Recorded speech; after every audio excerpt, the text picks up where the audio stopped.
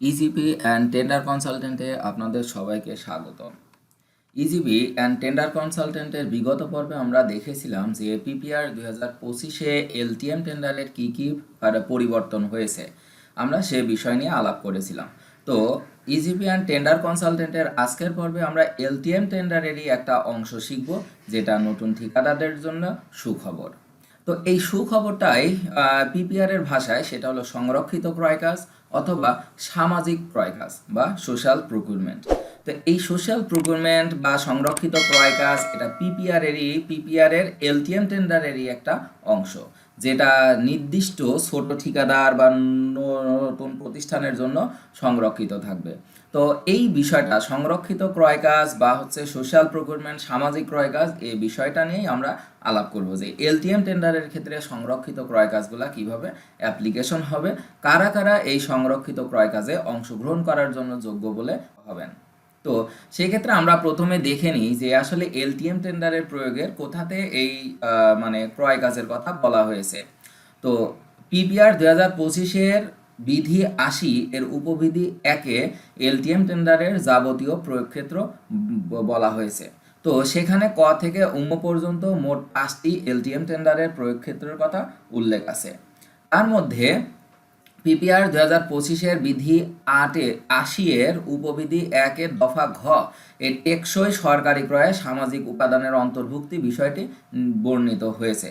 অর্থাৎ এই সামাজিক উপাদানের অন্তর্ভুক্তি, তার মানে এটাই আসলে নতুন ঠিকাদারদের জন্য একটা সুবিধা দেওয়া হয়েছে। তো বিধি 80 এর উপবিধি 1-এর দফা ঘ, এটাই আমরা এখন বিস্তারিত আলাপ করব। তো এখন আমরা এটাকেই সংরক্ষিত ক্রয় কাজ বা সামাজিক ক্রয় কাজ বলে অভিহিত করা হচ্ছে। তো যেখানে বলা আছে যে টেকসই সরকারি ক্রয়ে সামাজিক উপাদানের অন্তর্ভুক্তি নিশ্চিতকল্পে একজন ক্রয়কারী পরিচালন খাতে তাহার সার্বিক বাজেটের ন্যূনতম 25% পরিমাণের বিপরীতে, অর্থাৎ তিনি পরিচালন খাতে যে ফান্ড পেয়ে থাকেন তার মিনিমাম 25% টাকার জন্যে অতি ক্ষুদ্র বা ক্ষুদ্র প্রতিষ্ঠান, নতুন প্রতিষ্ঠান, ওম্যান ওন্ড এন্টারপ্রাইজ এবং নতুন ঠিকাদারি প্রতিষ্ঠান, এই 3 ক্যাটাগরির প্রতিষ্ঠানের জন্য তাহার একজন ক্রয়কারীর পরিচালন খাতের যে বাজেট উনি পেয়ে থাকেন তার মিনিমাম 25% এই 3টা প্রতিষ্ঠানের জন্য এলটিএম টেন্ডার আলাদাভাবে করতে হবে। তো এই বিষয়টাকেই বলা হচ্ছে এবং এই 3 প্রতিষ্ঠানের মধ্যে সীমিত রাখবে আর কি। এবং সেই লক্ষ্যে সংশ্লিষ্ট ক্রয়কারী কর্তৃক সম্ভাব্য দরদাতাগণের তালিকাভুক্তিকালে সামাজিক ক্রয় ক্যাটাগরি শিরোনামে পৃথক তালিকা সংরক্ষণ করিতে পারিবে। অর্থাৎ আমরা এলটিএম টেন্ডারের ক্ষেত্রে যে যে শর্তগুলা দেখেছি তার মধ্যে প্রথম শর্তই ছিল এনলিস্টেড থাকতে হবে।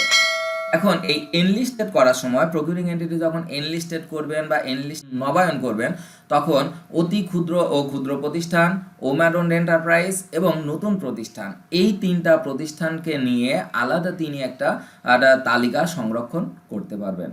ফলে এলটিএম টেন্ডার যখন এই সামাজিক ক্রয় বা সংরক্ষিত ক্রয়ের ক্ষেত্রে এলটিএম টেন্ডার আহ্বান করবেন, তখন শুধুমাত্র এই 3 ক্যাটাগরির প্রতিষ্ঠানের জন্যই এই পরিচালন খাতের যে টাকাটা পাবেন, ফান্ড পাবেন, তার মিনিমাম 25% এলটিএম টেন্ডার করতে হবে।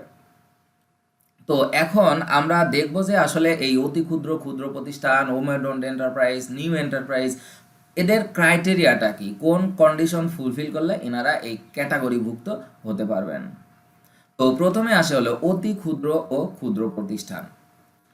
এখানে আমরা বলবো যে দরপত্র আহ্বানের তারিখ হইতে, অর্থাৎ যেটা IFT date, invitation for tenders, IFT ডেটের পূর্বেকার, অর্থাৎ আইএফটি ডেট থেকে বিগত 3 বছরের মধ্যে যে সকল ব্যক্তি বা প্রতিষ্ঠান এই বিধিমালার অধীন ক্রয়ের ধরন নির্বিশেষে সমষ্টিগতভাবে সর্বোচ্চ 1 কোটি টাকা মূল্যের ক্রয় চুক্তিতে আবদ্ধ হইবার সুযোগ পাইয়াছে।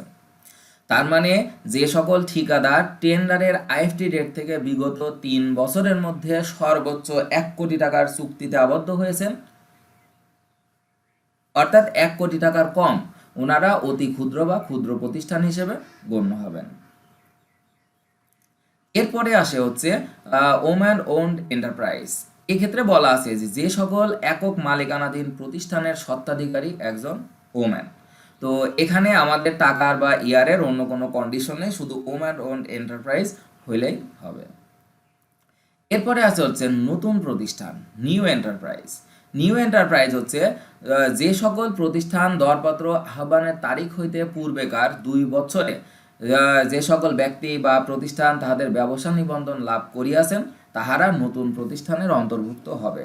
অর্থাৎ মনে করেন যে আজকে যদি দরপত্র আহ্বান হয় তাহলে আজকের তারিখ থেকে বিগত 2 বছরের মধ্যে যে সকল ঠিকাদারি প্রতিষ্ঠান শুরু হয়েছে, ট্রেড লাইসেন্স হয়েছে, তিনারা নতুন প্রতিষ্ঠানের অন্তর্ভুক্ত বলে গণ্য হবেন। তো এখন এই সংরক্ষিত ক্রয় কাজের পরিমাণ কত?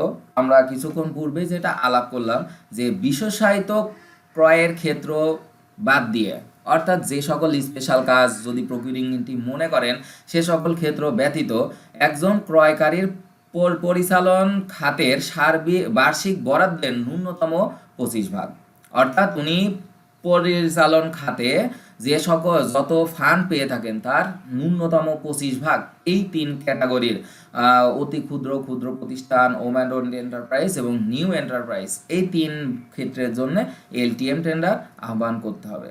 আপনারা যদি ইজিপিতে ওয়েবসাইট দেখে থাকেন তাহলে অনেক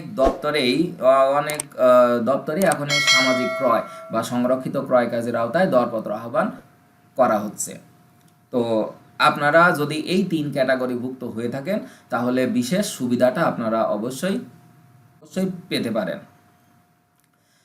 এখন যদি আপনাদের এই টেন্ডার সাবমিশনের কোনো প্রশ্ন থাকে বা এসএলটি ক্যালকুলেশন নিয়ে যদি টেন্ডার সাবমিশন করতে চান অথবা টেন্ডার সাবমিশন শিখতে চান তাহলে এই প্রদত্ত নাম্বারে যোগাযোগ করতে পারেন।